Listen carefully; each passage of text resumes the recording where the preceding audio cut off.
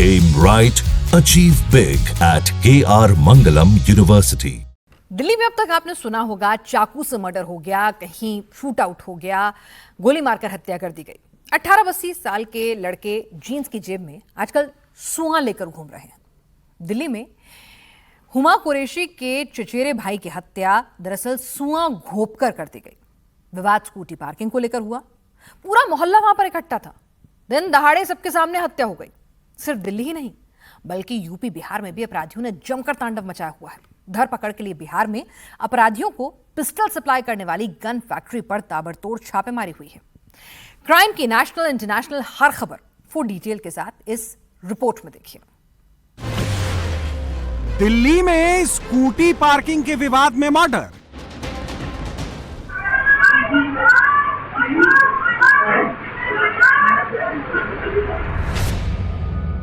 अठारह साल के लड़के ने सुए से गोद कर मार डाला।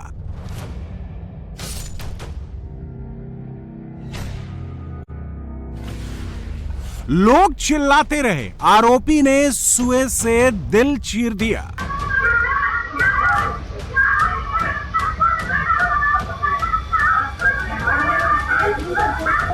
ये सीसीटीवी तस्वीरें दिल्ली के जंगपुरा इलाके की हैं, जहां भोगल लेन में रात करीब 11:15 बजे स्कूटी पार्किंग के झगड़े में एक शख्स का मर्डर हो गया।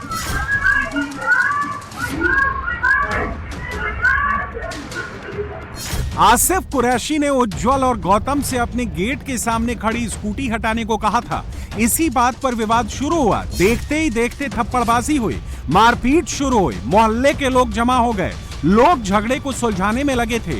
इसी बीच आसिफ कुरैशी का मर्डर हो गया। जितनी खौफनाक ये वारदात है, उससे भी खौफनाक उसे अंजाम देने का स्टाइल है। जांच के मुताबिक आसिफ कुरैशी के दिल को आरोपियों ने कई बार पंचर किया। सुए के वार से आसिफ कुरैशी का दिल फट गया और ज्यादा ब्लीडिंग होने से मौकाए वारदात पर ही उसकी मौत हो गई। दिल्ली में जिस सुए को मर्डर का वेपन बनाया गया, वो कोई चाकू या छुरा जैसा बड़ा हथियार नहीं है। सुआ करीब 4 से 5 इंच लंबा होता है। इसका इस्तेमाल रजाई सिलने में किया जाता है। कभी कभी बर्फ की मोटी सिल्ली को तोड़ने में भी सुए का इस्तेमाल किया जाता है। ये नुकीला होता है। इसे हथेली में भी छुपाया जा सकता है, जेब में रखा जा सकता है। जब तक किसी की आंखों के सामने मर्डर ना हो रहा हो, तब तक सुए को कोई देख भी नहीं सकता। दिल्ली के जंगपुरा में आसिफ कुरैशी के मर्डर में भी आरोपियों ने सुए का ही इस्तेमाल किया। इसलिए आसिफ कुरैशी की मौके पर ही मौत हो गई। मेरे गेट के आगे उन्होंने अपनी गाड़ी लगा दी थी। मेरे हस्बैंड ने कहा मेरी वाइफ के पैर में रॉड डली हुई है, तुम आगे कर दो। तो एकदम वो गया ऊपर और वहां से कहने लगा तू बड़ा चौधरी बन रहा है। ऊपर से नुकीला सा कुछ लेकर आया और उसके ना वो एकदम सीने पे मारा और फिर अपने भाई को भी बुला लिया, आज को मार। वो दोनों चिपट गए। इनकी बहन ऊपर रहती है, शैली नाम है उसका। उसने भी कहा कि हाँ मारो इसको, मारो इसको, और मुझे गंदी गंदी गालियां देना शुरू कर दी। और उसके बाद उनकी ब्लीडिंग होने लगी थी। मैंने अपने देवर को कॉल करके बुलाया। जैसे ही हम उनको लेके गए हार्ट सेंटर में ईस्ट ऑफ कैलाश, जब तक डॉक्टर ने कह दिया था कि उनकी ऑन द स्पॉट डेथ हो चुकी है। आसिफ कुरैशी के पड़ोस में दुकान चलाने वाले सुरेश भी वारदात के वक्त मौजूद थे।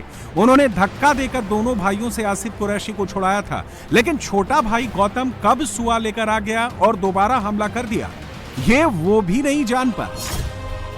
दरअसल सुरेश ने जैसे ही तीनों को अलग करने के लिए धक्का मारा, आरोपी का छोटा भाई गौतम तेजी से घर भागा।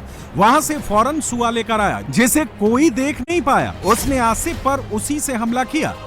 सुए के प्रहार से आसिफ का सीना फट गया। ब्लड तेजी से बाहर आने लगा। पेट में भी कई घाव हो गए। माना जा रहा है कि अगर सुए से आसिफ कुरैशी के दिल को पंचर नहीं किया गया होता तो उन्हें जान से हाथ नहीं धोना पड़ता। उनने की कि गाली मत दे तू मुझे। भाई इसी बात पे बात बढ़ गई। उस लड़के ने उसके मुंह पे 2-3 थप्पड़ मार दिए। थप्पड़ मारे तो ये वहां तक लड़ते हुए चले गए। वहां जाके वो गिरे।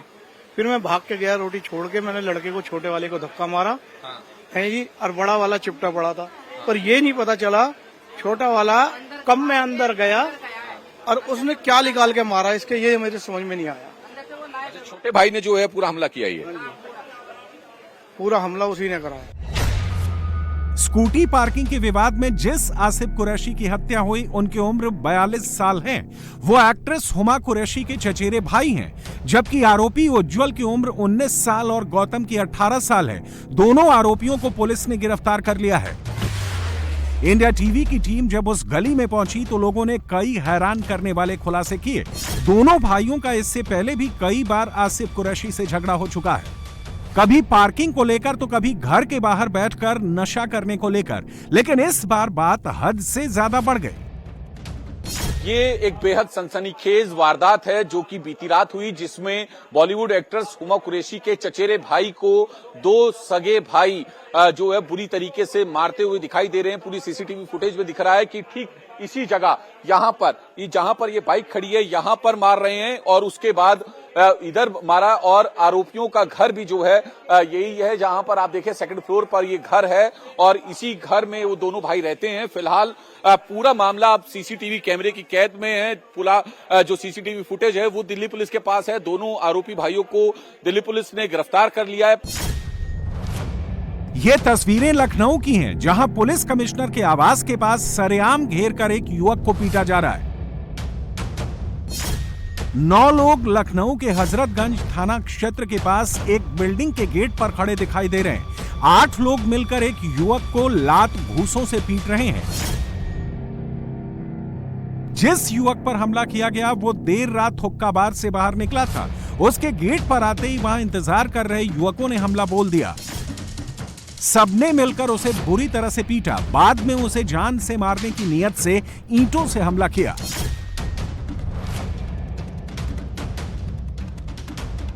हैरानी की बात यह है कि पुलिस कमिश्नर आवास के आसपास जहां सुरक्षा के कड़े बंदोबस्त रहते हैं, पुलिस रात में पेट्रोलिंग भी करती है, वहां काफी देर तक एक युवक पर जानलेवा हमला हुआ और आरोपी वारदात को अंजाम देकर मौके से फरार हो गए। घायल युवक को ट्रॉमा सेंटर में भर्ती कराया गया है, जहां उसकी हालत गंभीर बनी हुई है। सोशल मीडिया में वीडियो वायरल होने के बाद पुलिस ने केस दर्ज किया है। सीसीटीवी के आधार पर आरोपियों की पहचान की जा रही है। खूनी संघर्ष की ये तस्वीरें यूपी के बुलंदशहर की हैं, जहां सलेमपुर थाने के चिट्टा गांव में 2 गुटों में जमकर लाठी डंडे और ईंट पत्थर चले।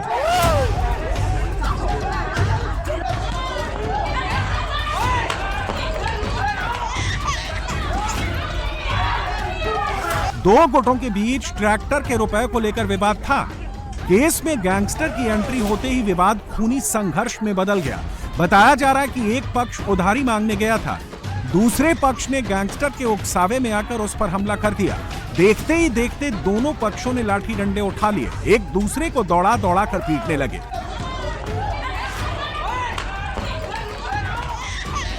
ये सब कुछ पुलिस की मौजूदगी में हो रहा था। पुलिस बीच बचाव करने में लगी थी और दोनों गुट एक दूसरे को लहूलुहान करने में जुटे थे।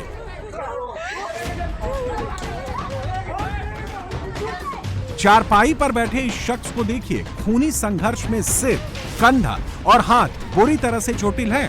पुलिस ने दोनों पक्षों के 3 आरोपियों को गिरफ्तार किया है। इसके चोट पे आप दुपट्टा और ये जाएगा। राजस्थान में लॉरेंस गैंग के खिलाफ एनआईए का ताबड़तोड़ एक्शन जारी है। एनआईए ने राजस्थान के श्रीगंगानगर, दौसा और हनुमानगढ़ में लॉरेंस बिश्नोई के 13 से ज्यादा ठिकानों पर छापेमारी की है। एनआईए आतंकी फंडिंग, अवैध हथियारों की सप्लाई और विदेशों से जुड़े हवाला नेटवर्क को लेकर छापेमारी कर रही है। श्रीगंगानगर में कुछ दिन पहले 4 शूटरों को विदेशी पिस्टल और 14 कारतूस के साथ गिरफ्तार किया गया था। पूछताछ में शूटरों ने बहुत बड़ा खुलासा किया था। लॉरेंस बिश्नोई गैंग ने उन्हें शहर के एक होटल संचालक, बिल्डर और बीज व्यापारी को डराने के लिए उस पर हमले का आदेश दिया था। मामला लॉरेंस गैंग और विदेशी हथियारों से जुड़ा था, लिहाजा स्थानीय पुलिस ने केस एनआईए को ट्रांसफर कर दिया था। जून जुलाई में बिहार में शूटरों ने जमकर कोहराम मचाया। अब पुलिस शूटरों के साथ साथ आर्म्स सप्लाई करने वालों और पिस्टल बनाने वालों पर ताबड़तोड़ एक्शन ले रही है। ये तस्वीरें बिहार के जमुई की हैं, जहां 3 अवैध तमंचा फैक्ट्रियों पर छापा मारा गया। ये अवैध फैक्ट्री हरखार पंचायत के मुखिया मुन्ना साव के घर पर चल रही थी। यहाँ से भारी मात्रा में कट्टा बनाने की मशीनें, हथियार बनाने में इस्तेमाल होने वाला सामान बरामद हुआ है। एक जमाना था जब अवैध गन फैक्ट्री के मामले में मुंगेर बदनाम था। यहां से बनी पिस्टल और कट्टे पूरे देश में अपराधियों को सप्लाई होते थे। अब मुंगेर की जगह जमुई मिनी गन फैक्ट्री का नया सेंटर बनता जा रहा है।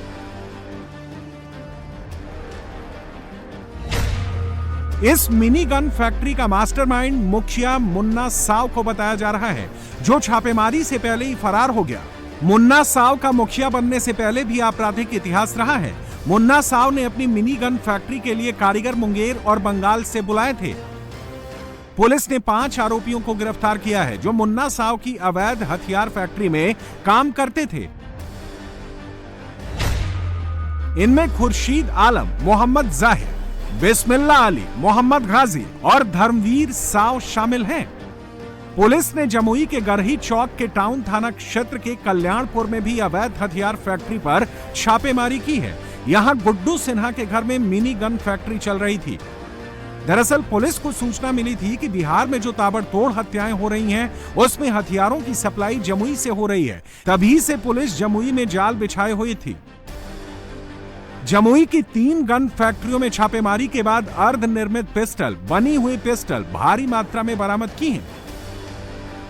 आरोपियों ने पुलिस के सामने कबूला है कि यहां से पिस्टल बिहार के अलावा झारखंड और बंगाल तक सप्लाई की जाती थी। जमुई थाना के कल्याणपुर इलाके में और गढ़ी थाना के गढ़ी बाजार चौक और रोपावेल, इन 3 जगहों पर हमारी छापेमारी की गई। इन 3 जगहों से हमें अवैध हथियार के विनिर्माण का एक फैक्ट्री का उद्भेदन किया गया है। इसमें संलिप्त 5 लोगों को गिरफ्तार किया गया है। साथ ही साथ अवैध हथियार बनाने से संबंधित काफ़ी अकूत मात्रा में हम लोगों ने सामग्री को बरामद किया है। साथ ही साथ अर्धनिर्मित पिस्टल और पूरी तरीके से कारगर निर्मित पिस्टल भी हम लोगों ने तीनों जगहों से बरामद किया है।